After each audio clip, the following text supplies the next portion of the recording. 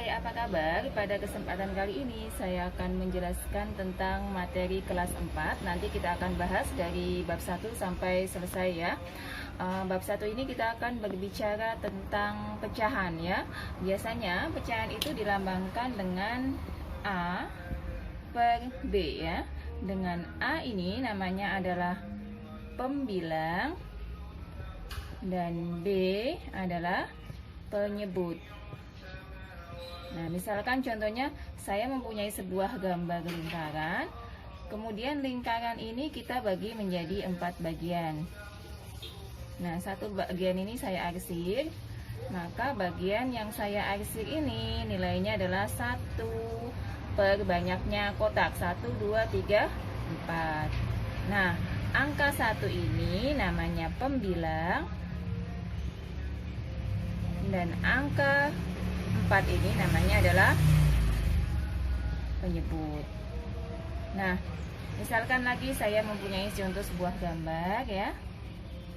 Kita di sini adalah gambar persegi panjang, kita bagi ya.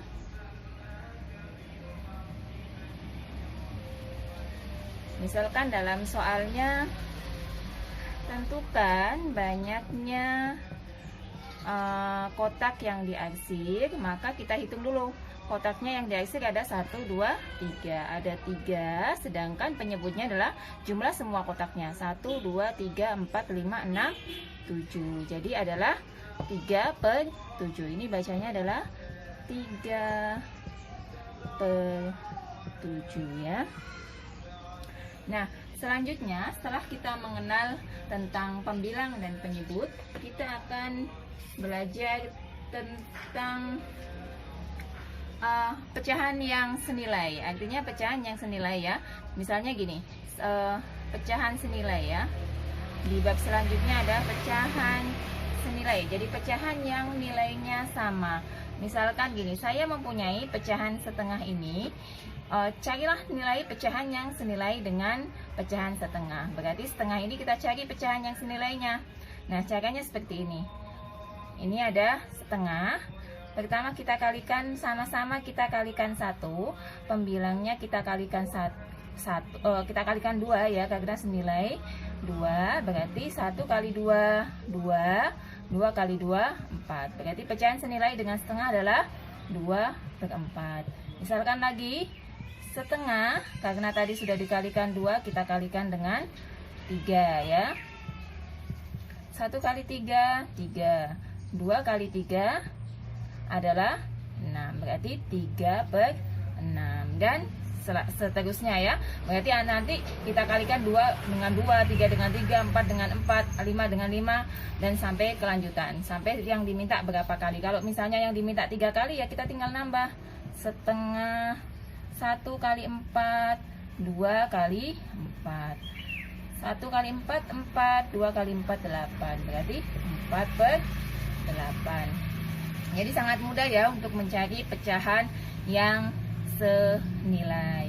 Kemudian pecahan senilai ini mungkin sudah dimengerti ya, karena di kelas 3 juga kita sudah belajar. Satu lagi yang akan saya jelaskan adalah tentang menyederhanakan pecahan. Nah, ini di kelas 3 kita belum pernah belajar. Jadi di sini saya akan mengajarkan bagaimana cara menyederhanakan pecahan. Menyederhanakan pecahan. Contoh, misalkan saya punya pecahan 5 per 10. Sederhanakanlah pecahan 5 per 10 ini. Maka kita cari angka yang bisa membagi habis angka 5 dan angka 10. Jadi cari angka yang bisa membagi angka 5 dan angka 10. Maka 5 itu bisa dibagi 5, 10 juga bisa dibagi 5. 5 bagi 5, 1, 10 bagi 5, 2. Artinya sudah tidak bisa lagi dibagi ya, 1 per 2. Jadi pecahan paling sederhana dari 5 per 10 adalah 1 per 2. Lagi misalnya ada 12 per 32.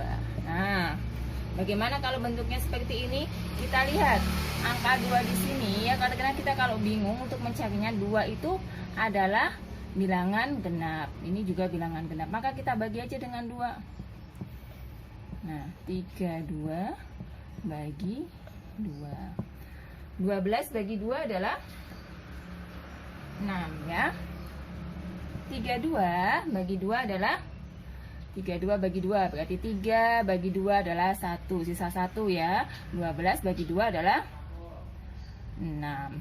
6 per 16. Masih bisa disederhanakan lagi enggak? Masih, karena dia masih terlalu besar. Kita bagi dengan, misalnya kita bagi dengan berapa? Dengan 2 lagi ya, supaya lebih kecil.